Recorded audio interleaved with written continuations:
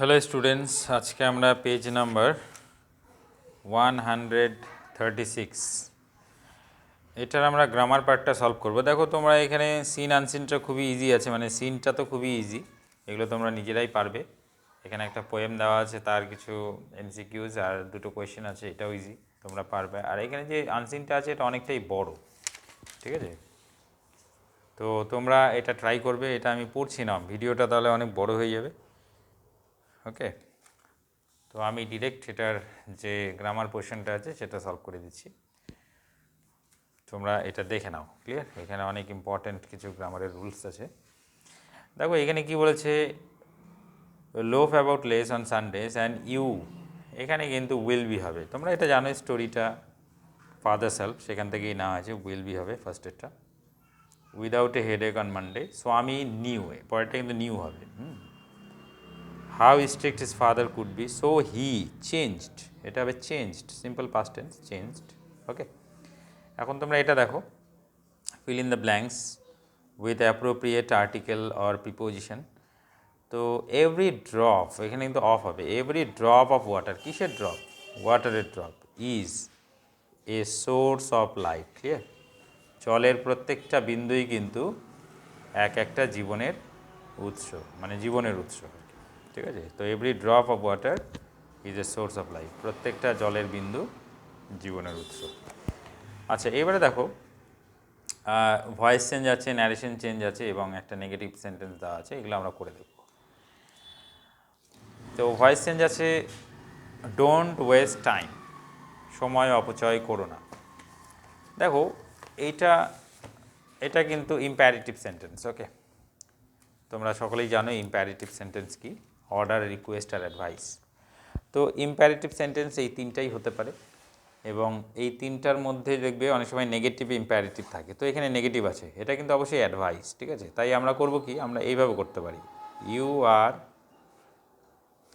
আর, আশা করি তোমরা দেখতে পাচ্ছ, ইউ আর অ্যাডভাইসড, ঠিক আছে?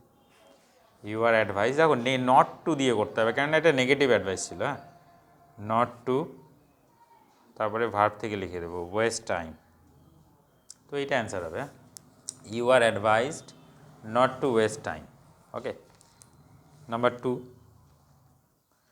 বলেছে Mister Roy said to his friends let's go to cinema. দেখো লেটসের কিন্তু দুটো পার্ট থাকে, একটা হচ্ছে লেটস মানে লেটাস, ক্লিয়ার? আর একটা হচ্ছে let the, let me, let him, let me go, বা let me sing, let him go, let him sing, এরকমও থাকতে পারে, ওটা আলাদা নিয়ম। তো এই যে এটা যে দেওয়া আছে লেটস দিয়ে, এই যে ন্যারেশন চেঞ্জটা যে দেওয়া আছে, এটার নিয়মটা কেমন করে করব? দেখো আমরা করব কি, মিস্টার রয়, ঠিক আছে? দেখো যখন লেটস দিয়ে কোনো প্রস্তাব করা বোঝায়, এখানে বলেছে লেটস গো টু সিনেমা, এটা একটা প্রস্তাব দিয়েছে যে চলো সিনেমায় যাই, তখন কিন্তু আমাদের রিপোর্টিং ভার্ব হিসাবে প্রপোজড নাহলে সাজেস্ট, এটা নিতে হবে। ক্লিয়ার? তো আমরা এখানে প্রপোজড নিই, প্রপোজড। আচ্ছা, প্রপোজড আর সাজেস্ট এরপরে যদি কোনো অবজেক্ট লিখতে হয় তখন কিন্তু টু দিয়ে লিখতে হবে। বেশিরভাগ স্টুডেন্ট এটাতে ভুল করে, তারা টুটা কিন্তু দেয় না, অবশ্যই তোমাকে টু দিতে হবে। দেখো বেসিক্যালি আমরা কি জানি যে যখন অ্যাসারেটিভ সেন্টেন্স হবে তখন সেট টু কিন্তু টোল্ড হয়ে যাবে, আমরা কিন্তু টোল্ড টু আর বলি না, তাই তো? কিন্তু এই ক্ষেত্রে তোমাকে টুটা বলতে হবে, ঠিক আছে? যদি এরপরে অবজেক্ট থাকে, অবজেক্ট তো আছে, কাকে বলেছে? হিজ ফ্রেন্ডস, তার বন্ধুদেরকে বলেছে না। ক্লিয়ার? তো কী হলো দেখো, mister Roy propose to his friends, এরপর আমরা কী লিখবো? দ্যাট, এবারে দ্যাট লিখবো, হলো লিঙ্কার আমাদের দ্যাট নিতে হলো। তো দেখো লেটস গো টু সিনেমা, এবারে দেখো লেটস মানে হচ্ছে লেট আস, ঠিক আছে? লেট মানে হচ্ছে লেটস, এই যে ওয়ার্ডটা আছে না লেটস, এইটার মানে অ্যাকচুয়ালি লেট আস। তো এখানে সাবজেক্ট হচ্ছে আস মানে আমরা, কিন্তু এখানে আমরা বলতে ওই আমরার মধ্যে আমি নেই, এখানে মিস্টার রয় তার বন্ধুবান্ধবকে বলেছেন, তার মানে তাদের কেস, মিস্টার রয় এবং তার বন্ধুবান্ধবের কেস, তাই আমি এখানে দ্যাটের পরে দে নেব।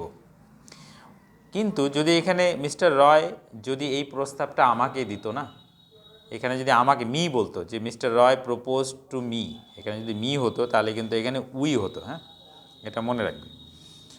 আচ্ছা যাই হোক, এবারে দেখো লেটটা আমাদের কিসে চেঞ্জ করতে হবে? লেটটা আমাদের এখানে শুড হয়ে বসবে, দে শুড, তারপরে ভার্ব থেকে লিখে দেবো হুবহু, they should go to cinema. আমার মনে হচ্ছে ক্লিয়ার সবার, ঠিক আছে? এইটা আমাদের করতে হবে, এটা নাম্বার 2 এর গ্রামারের সলভ, অর্থাৎ নাম্বার 2 এর গ্রামারের আনসারটা। ওকে, তো তারপরে দেখো he must go there, he must go দেয়ার, এটা আছে দেখো, এই যে দেখে নাও, হি মাস্ট গো দেয়ার, তার সেখানে অবশ্যই যেতে হবে, তাকে সেখানে অবশ্যই যেতে হবে। এটা নেগেটিভ সেন্টেন্সে করতে হবে, অর্থাৎ আমাদেরকে মিনিং চেঞ্জ করা যাবে না, নেগেটিভ সেন্টেন্সে করতে হবে। তো এটা খুবই ইজি, আমরা করব he can not but go there, এরকম হবে। দেখো এটা একটা নেগেটিভ সেন্টেন্স হয়ে গেল, কেন? এই যে নট চলে আসলো, তাই এটা নেগেটিভ সেন্টেন্স। এর মানে সে সেখানে না গিয়ে থাকতে পারবে না, he can not but go there, তার মানে কি সে অবশ্যই সেখানে যাবে, তাই না? তো মিনিং কিন্তু আমার একই থাকলো, কিন্তু আগের সেন্টেন্সটা ছিল আমার অ্যাফার্মেটিভ সেন্টেন্স, এটা হয়ে গেল নেগেটিভ। ক্লিয়ার? তো অ্যান্সার এটা হবে। ওকে, তো এবারে দেখো পরেরটা কি বলেছে, ফ্রেজাল ভার্ব আছে, ফ্রেজাল ভার্বগুলো দেখে নাও। বলেছে the girl resembles her mother, মেয়েটা তার মায়ের মতো দেখতে। রিজেম্বলস মানে একই রকম দেখতে, সদৃশ হওয়া বা একই রকম দেখতে হওয়া। এটা টেক আফটার হবে, কিন্তু আমরা টেক্স আফটার করবো। দেখো রিজেম্বল সিম্পল পাস্ট টেন্সে আছে, ঠিক আছে? তাই আমরা করব takes after. Okay, number 2, number 2তে কী বলেছে দেখো, পোস্টপন, তা বলেছে the manager has postpone the meeting, manager কী করেছে, মিটিংটাকে স্থগিত করে দিয়েছে। পোস্টপন মানে হচ্ছে স্থগিত করে দাও। আচ্ছা, তো এটা আমরা স্থগিত করার কোনটা হবে, এটা পুট অফ। ওকে, পুট অফ, আমরা লিখব পুট ও ডবল এফ। দেখো এটা থার্ড ফর্মে আছে, আর পুটের third form put put put, তিনটে ফর্মেই একই থাকে, ঠিক আছে? তাই আমাদের কোনো রকম ভাবনা চিন্তা করার দরকার নেই, পুট পুটই লিখতে হবে। Mister Das rejected our proposal, Mister Das আমাদের প্রস্তাবটা বাতিল করে দিয়েছে। দেখো রিজেক্ট মানে হচ্ছে বাতিল করে দেওয়া, তো বাতিল করে দেওয়া আমরা জানি টার্ন ডাউন, ঠিক আছে? TURN, কিন্তু আমাদেরকে সেকেন্ড ফর্ম বানাতে হবে এটাকে, কেননা রিজেক্টেড এটাও কিন্তু সেকেন্ড ফর্মে ছিল, ঠিক আছে? এই যে দেখতে পাচ্ছ রিজেক্টেড ভার্বের সেকেন্ড ফর্ম, পাস্ট ফর্ম যেটা আমরা বলি। তো এখানে হবে টার্ন ডাউন, DOWN। ক্লিয়ার? তো takes after, put off, turn down. Okay, so এইবারে দেখো, এইবারে 4টি ওয়ার্ড আমাদেরকে আনসিন থেকে খুঁজে বার করতে হবে। এই 4টি ওয়ার্ড কিন্তু খুবই ইম্পর্টেন্ট, প্রত্যেকটা ওয়ার্ডের জন্য তুমি 2 নম্বর করে পাবে। চলো আমরা দেখি ওয়ার্ডগুলো খুঁজে বার করি। Coming out suddenly and dramatically, যেটা হঠাৎ করে বেরিয়ে আসে অথবা নাটকীয়ভাবে বেরিয়ে আসে। দেখো এটাকে আমরা বলি, আমি আনসিনটা পড়েছিলাম যদিও, এটা হবে ইরাপ্টিং। ইরাপ্টিং মানেও তাই, হঠাৎ করে বেরিয়ে আসা বা আবির্ভূত হওয়া। পরেরটা কি বলেছে দেখো, gradual caving in or sinking of an area of land, অর্থাৎ কোনো একটা জায়গা যদি ধীরে ধীরে নিচের দিকে ঢুকে যেতে থাকে বা ডুবে যেতে থাকে, সেটাকে কি বলে? দেখো সেটাকে কিন্তু বলা হয় সাবসিডেন্স। সেটাকে বলা হয় সাবসিডেন্স। তোমরা এই এখানে দেখতে পাচ্ছ পেজ নাম্বার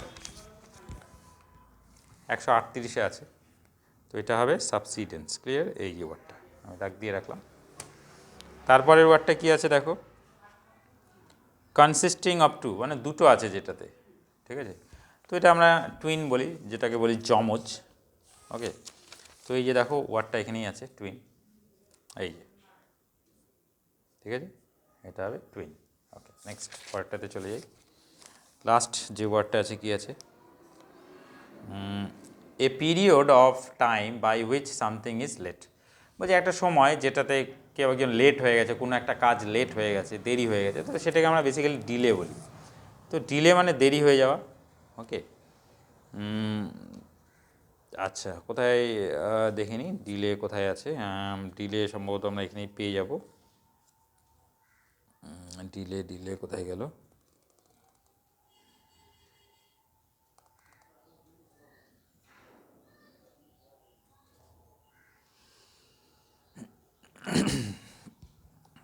জাস্ট এই যে আমরা পেয়ে গেছি ডিলে, এই যে ডিলেস, ঠিক আছে?